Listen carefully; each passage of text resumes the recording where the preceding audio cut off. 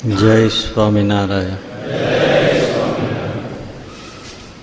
નખશિક પ્રેમ સખીના નાથ, રહો ઉરમાં રમી રે. નિવાસ કરો, રમણ કરો, વિહાર કરો. પેલી દ્રષ્ટિએ પ્રાર્થના કરી, હે પ્રભુ નખશિક આપની મૂર્તિ મારા ઉરમાં નિવાસ કરો. આ માગણી કરી. બીજી દ્રષ્ટિએ જોવા જાઓ તો આખો વાત બદલાઈ ગઈ. એક જ શબ્દથી ને એક જ ભાવથી બદલાઈ જાય છે. નખશિખ પ્રેમ સખીના નાથ, રહો ઉરમાં રમી રે લોલ. જો સાદી રીતે જોવો તો ના આવે હાથમાં, પણ જે આ પદ 8 પદ છે એનો મૂળ રસ છે એ શૃંગાર રસ છે. શૃંગાર રસ એટલે માધુર્ય ભાવ. માધુર્ય ભાવ એટલે પતિ પત્નીનો ભાવ. એના કરતા પ્રિયતમા અને પ્રિયતમનો ભાવ, માશુક અને માશુકાનો ભાવ.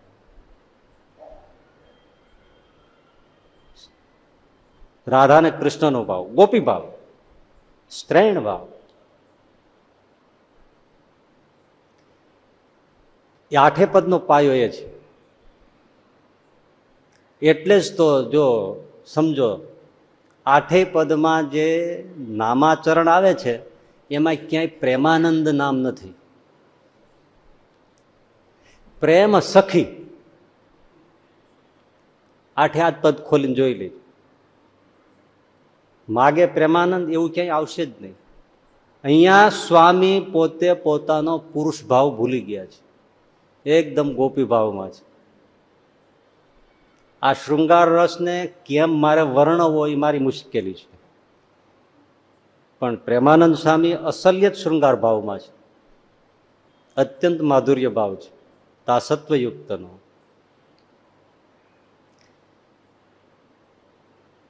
સીતાજી અને રાધિકાજી બંને ભગવાનના સાથે જોડાયેલા છે, છતાં બંનેનો જે સીતાજીનો રામ સાથેનો વિહાર, રાધિકાજીનો કૃષ્ણ સાથેનો વિહાર એક રીતે સરખો છે, એક રીતે જમીન આસમાનનો ભેદ છે. સીતાજી જે મર્યાદાથી રામ સાથે વાત કરે, વિહાર કરે, એ જુદી વાત છે ને. બહુ મર્યાદાથી સીતાજી બોલશે, બહુ મર્યાદાથી એમની સાથે વાતચીત કરશે, શૃંગાર કરશે. અને રાધિકાજી કનૈયાને ટચલી આંગળીએ નચાવે, એ રિસાઈ જાય, માથે ઓઢી જાય, ઠુમકા લગાવે, પેલું કરે, તે કરે. અનેક પ્રકારના જે સાહિત્યોમાં રસ વર્ણવ્યા છે તમામ રસ રાધિકાજી બતાવે. અને કૃષ્ણને નાક લીટી તણાવે રાધિકાજી. પણ સીતાજી એવું નહીં કરે, બહુ મર્યાદા છે. અહીંયા બે મર્યાદ છે. એટલે જેટલું શૃંગારનું વર્ણન રાધા કૃષ્ણના પદોમાં મળે એવું બીજે મળે નહીં. પ્રેમાનંદ સ્વામી છલકાય છે, પણ એટલી મર્યાદા છે.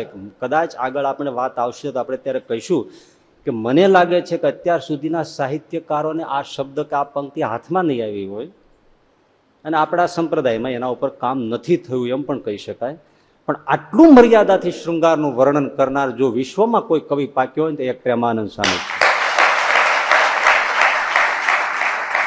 છે. એવી અદભુત વાત. કદાચ એવો શબ્દ જ કોઈને નહીં જડ્યો હોય, એ પ્રેમાનંદ સ્વામીને જડ્યો છે. જ્યારે આવશે ત્યારે આપણે કદાચ એ પ્રમાણે વાત લઈશું. એટલી મર્યાદાથી એ વાત કરે છે.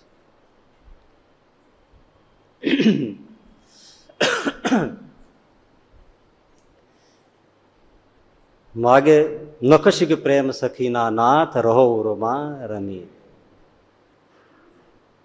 જો શૃંગાર રસ છે આપણા મર્યાદાથી જે શૃંગાર રસને સમજવાનો છે, હું તમને એટલું કહું કે પ્રેમાનંદ સ્વામી કહે છે નખશિક પ્રેમ સખીના નાથ, રહો ઉરમાં રમી રે લોલ. રમી રે લોલ એ છે ને રમણ કરવું. રમણ કરવું એટલે ક્રીડા કરવી. પ્રિયતમ પાત્ર સાથે પ્રિયતમા અને પ્રિયતમ પ્રેમી પ્રેમિકા જે રીતે મોજ મજા કરે, ધીંગા મસ્તી કરે, કેલી કરે, ક્રીડા કરે, હાસ વિનોદ કરે, નટખટાઈ કરે, જે કરે તે એ પ્રેમ સખી પ્રેમાનંદ સખી એના માટે આ આંગણું મારું હૈયું બનાવો મારા નાથ, અહીંયા આવો અને આપણે ક્રીડા કરીએ.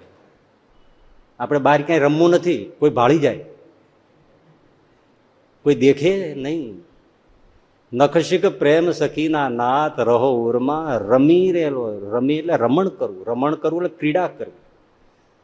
ક્રીડા કરવી સમજો છો ને તમે, જે ખેલ કરતા હોય એના માટે સાહિત્યમાં એક બહુ સ્પષ્ટ શબ્દ છે, પણ હું મર્યાદાથી બોલતો નથી. એ ક્રીડા, એનું આ ક્રીડાંગણ છે. આવો શૃંગાર રસ પૂરેપૂરો છે.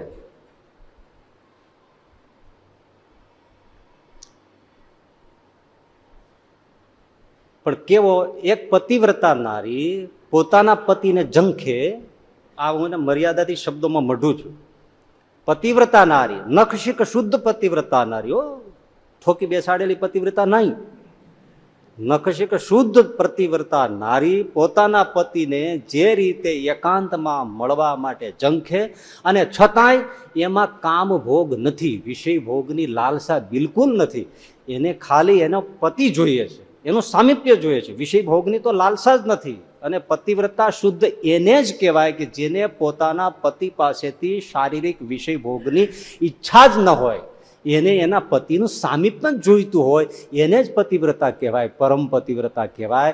જો પતિવ્રતા નારી પોતાના પતિ પાસે વિષય ભોગની વાંછના રાખે તો એ સ્વસુખ અભિલાષી થઈ ગઈ. એવી પતિવ્રતા નારી કે પોતાના વિષય શોખનો એને વિચાર જ નથી, પણ શું જોઈએ છે એને એકાંતમાં? એના પતિનું સામીપ્ય જોઈએ છે. મળશે, ભેટશે, આલિંગન કરશે, ચુંબન કરશે, બધું જ કરશે, પણ એમાં વિષય ભાવનો અંશ પણ નથી.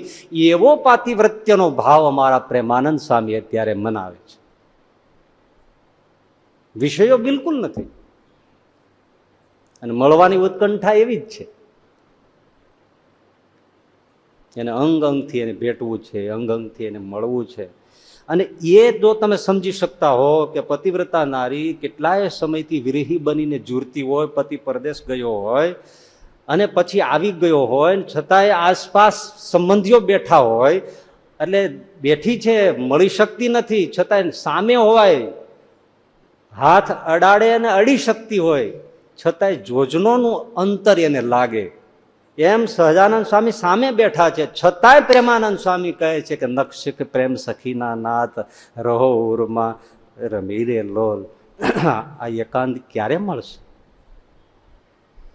મારે તમને મળવું છે. હવે એના હૈયામાં જો તમે કલ્પના કરતા હો તો જે ભાવ ઉઠતા હોય એ ભાવ સામે જાય છે. અંતર્યામી છે ને. અને સહજાનંદ સ્વામીની એટલે એમ થાય છે કે જાણે હું આ સાધુને ઉઠીને સાષ્ટાંગ દંડોત કરી લઉં. કેટલું કેટલું થતું હશે, એની કેટલી તડપ હશે. મળવાની ઉત્કંઠા, વિરહી અને ગોપી ભાવ.